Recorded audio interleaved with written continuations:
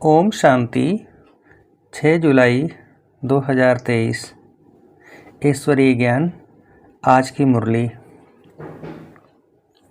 मीठे बच्चे, इस ज्ञान में गंभीरता का गुण धारण करना बहुत ज़रूरी है। कभी भी अपना अभिमान नहीं आना चाहिए। माताओं का रिगार्ड रखो। प्रश्न: सभी बच्चों के प्रति बाप की आस क्या है?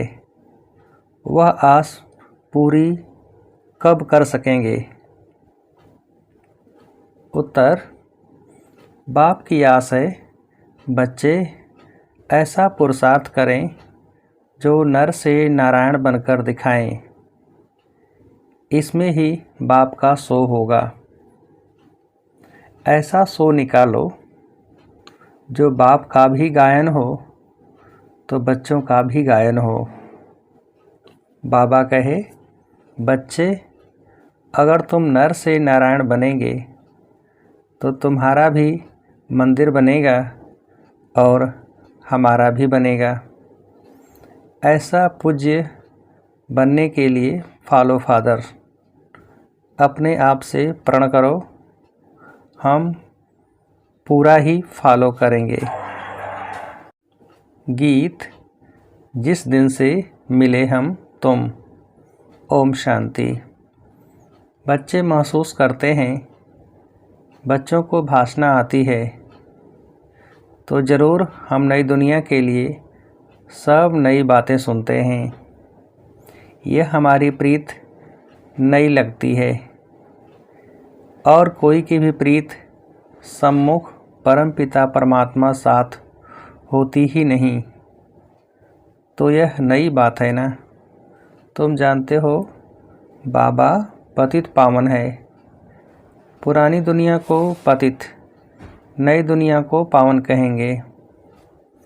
तो तुम्हारी प्रीत नई दुनिया से लगेगी। तुम यह जानते हो हमारी प्रीत अब नई दुनिया स्वर्ग से है।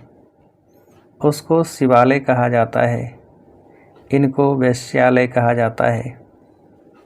बरोबर यहाँ विकारी मनुष्य हैं, सतयुग में निर्विकारी हैं तो शिवालय कहेंगे ना। शिव बाबा ही ऐसी निर्विकारी दुनिया स्थापन करते हैं।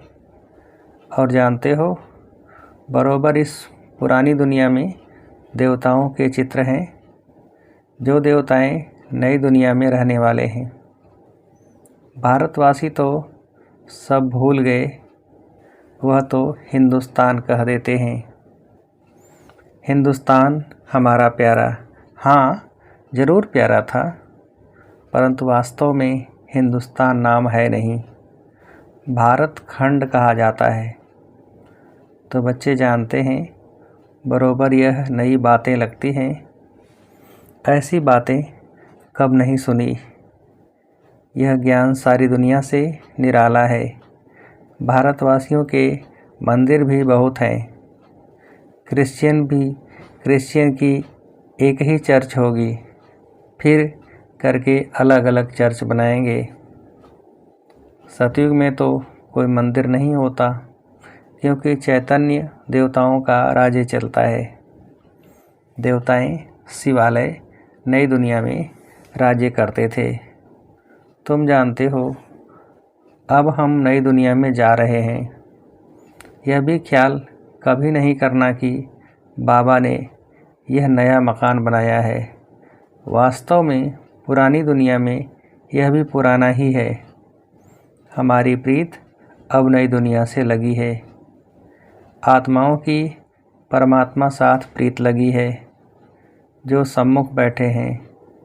मनुष्य समझते हैं ब्रह्मा कुमार कुमारियों की ब्रह्मा से प्रीत लगी है। तुम जानते हो हमारी प्रीत एक शिव बाबा से है, दूसरा न कोई। भल तुम्हारा नाम बीके है, परंतु ब्रह्मा से प्रीत नहीं है। ये ब्रह्मा तो देहधारी है ना, जन्म मरण में आते हैं। तुमको देह से संबंध नहीं जोड़ना है। वह गुरु लोग तो अपना नाम रख देते हैं सच्चिदानंद, परंतु सत चित आनंद स्वरूप तो एक परमात्मा को ही कहा जाता है। आत्मा सत चित आनंद रूप शांत रूप ज्ञान रूप थी। अब तुम फिर से इस संगम पर बनते हो। जैसे बाप की महिमा है ज्ञान का सागर, शांति का सागर, तुम भी सत चित आनंद रूप हो।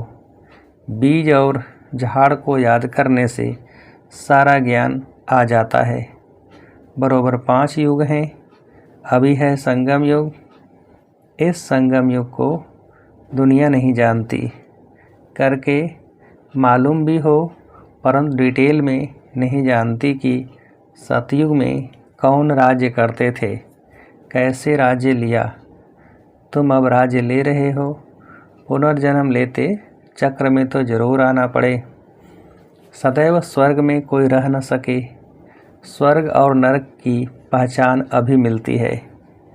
अभी कलयुग है, फिर सतयुग जरूर होगा।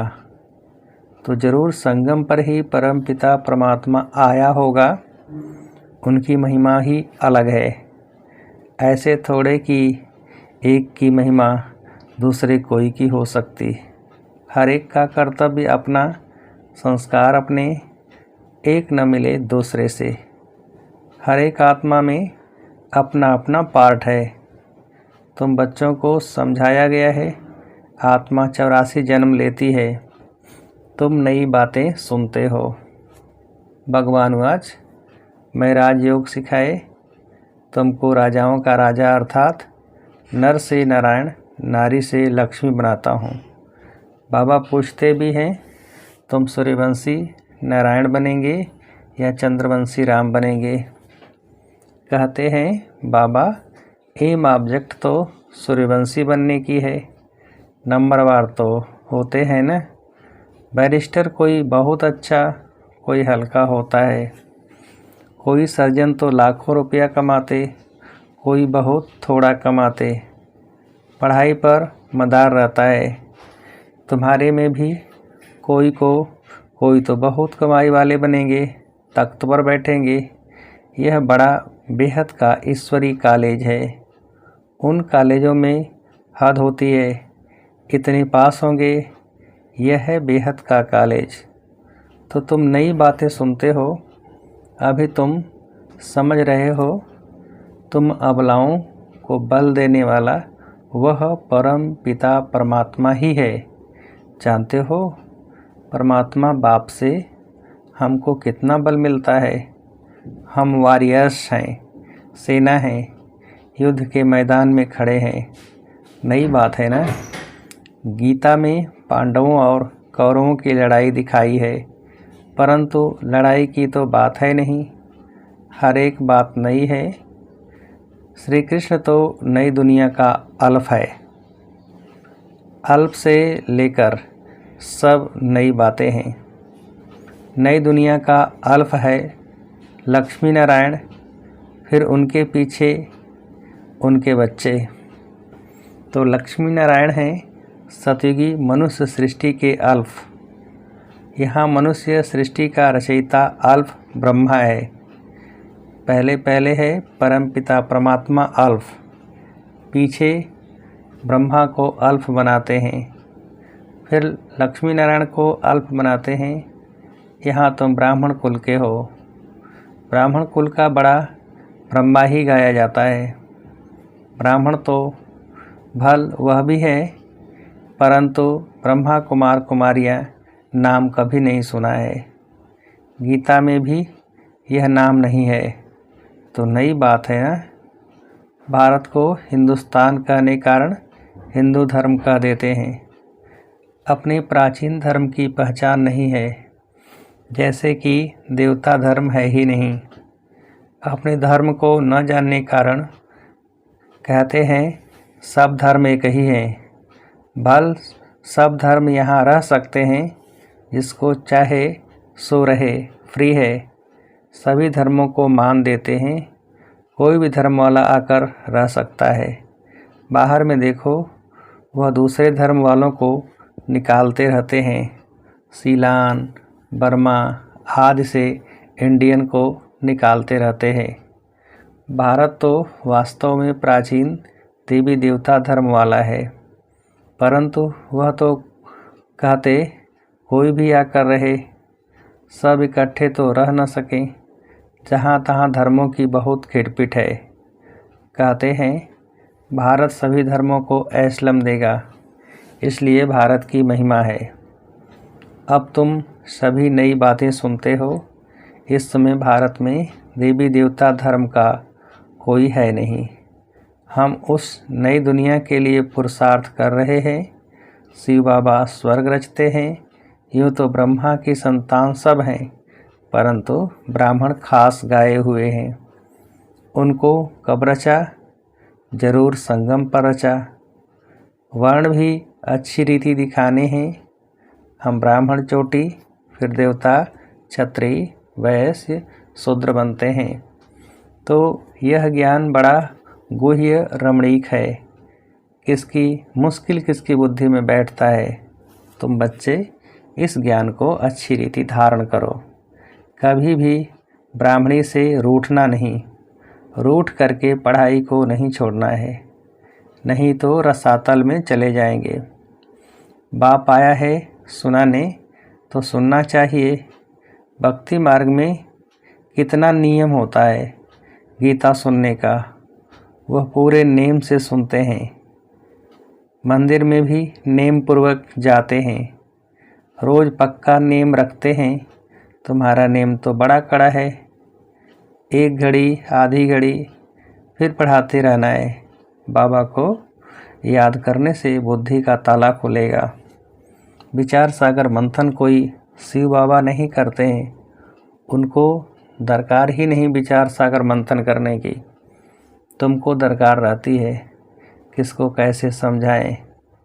तो कभी भी रूठना नहीं चाहिए। एक दो का रिगार्ड रखना चाहिए। कई बच्चों को महारथियों का रिगार्ड रखना आता नहीं। ब्राह्मणिया जो हैं वह फिर भी मुख्य हैं। 10-12 को आप समान तो बनाती हैं ना, तो उनका रिगार्ड रखना पड़े। तुम जैसे कि शिव बाबा के एजेंट हो।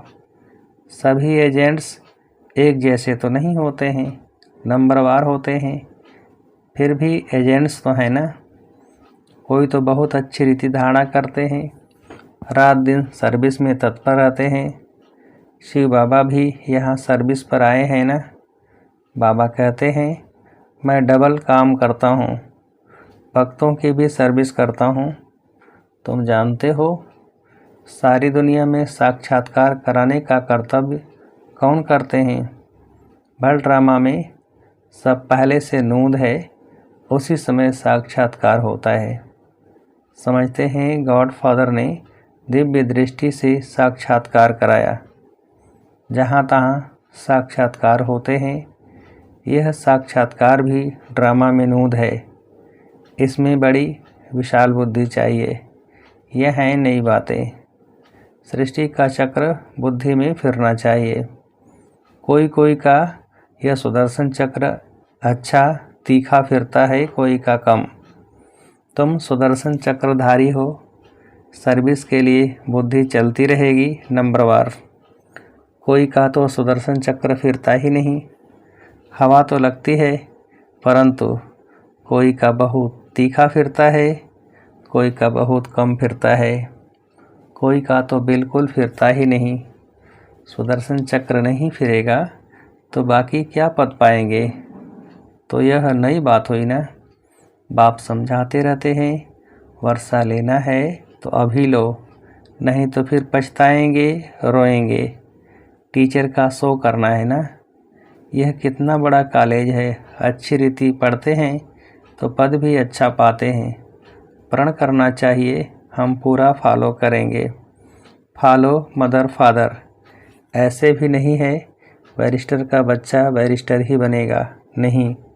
कोई डॉक्टर बनेगा, कोई इंजीनियर, कोई तो शैतान डाकू भी निकल पड़ते हैं। बाप कहते हैं मेरा शो निकाल लें, तुम नर से नारायण बनकर दिखाओ। मेरा भी गायन होगा, तुम्हारा भी गायन होगा। तुम भी देवता बनेंगे, हमारा मंदिर बनेगा तो तुम्हारा भी बनेगा। मुख्य मंदिर होना चाहिए एक शिव बाबा का, फिर उनके साथ ब्रह्मा और बच्चे। दिलवाड़ा मंदिर में वैरायटी है ना, यही बड़े से बड़ा यादगार है। तुम चैतन्य में बैठे हो, शक्ति की शेर पर सवारी, महारथी की हाथी पर सवारी दिखाते हैं। गज को ग्राह ने हप किया। बाप की याद नहीं रहती है तो माया ग्राह हप कर लेता है। अच्छे अच्छे महारथियों को भी माया ग्राह खा लेती है।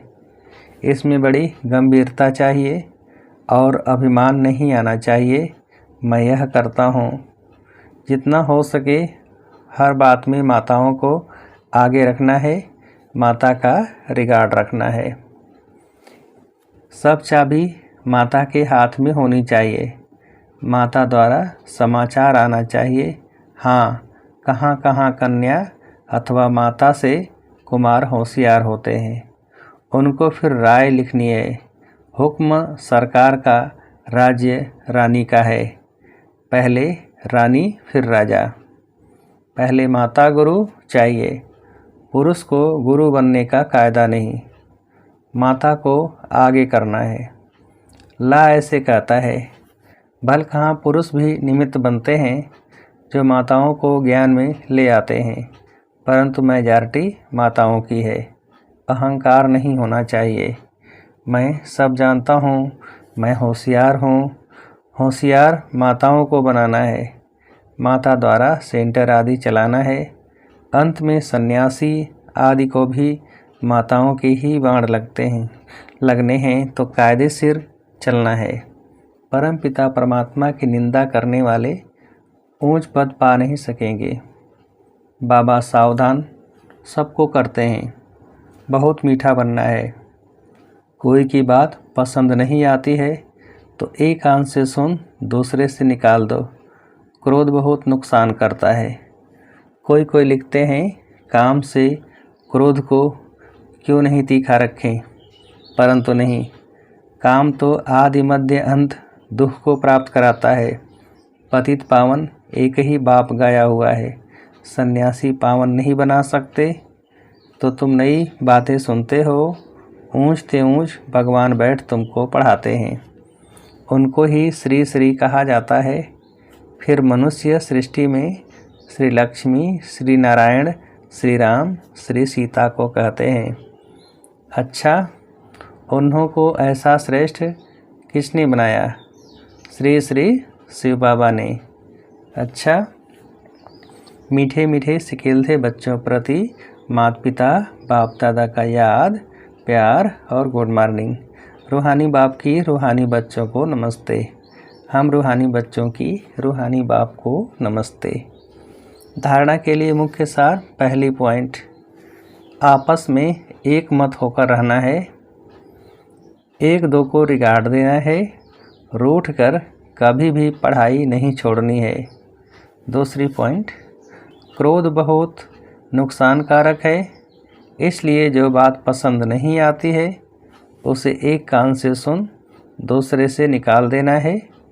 क्रोध नहीं करना है, बहुत बहुत मीठा बनना है। वरदान, बुद्धि द्वारा शुद्ध संकल्पों का भोजन स्वीकार करने वाले सदा स्वच्छ होली हंस भव। बुद्धि द्वारा शुद्ध संकल्पों का भोजन स्वीकार करने वाले सदा स्वच्छ होली हंस भव। विस्तार, होली हंस कभी भी बुद्धि द्वारा सिवाय ज्ञान के मोती के और कुछ भी स्वीकार नहीं कर सकते। ब्राह्मण आत्माएं जो ऊंच चोटी हैं वह कभी भी नीचे की बातें स्वीकार नहीं करती। होली हंस अर्थात सदा स्वच्छ, सदा पवित्र, पवित्रता ही स्वच्छता है। होली हंस संकल्प भी अशुद्ध नहीं कर सकते। सदा शुद्ध संकल्पों का भोजन खाने वाले होली हंस सदा तंदुरुस्त रहते हैं। उन पर किसी का प्रभाव पड़ नहीं सकता। स्लोगन, अपनी मनसा द्वारा शांति कुंड को प्रत्यक्ष करने वाली शांति प्रिय आत्मा बनो। अपनी मनसा द्वारा शांति कुंड को प्रत्यक्ष करने वाली शांत प्रिय आत्मा बनो। अच्छा, ओम शांति।